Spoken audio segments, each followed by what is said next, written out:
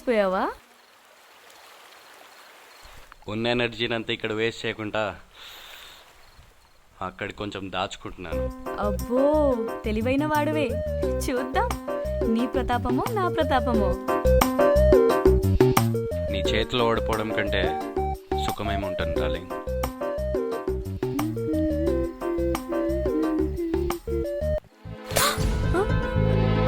Darling 2 minutes ఇప్పుడే వస్తాను. ఇప్పుడే కదా స్టార్ట్ అవుతుంది, అప్పుడే break. I'll be back, just wait in the room. Okay darling, అలాగే తొందరగా వచ్చేసాయి.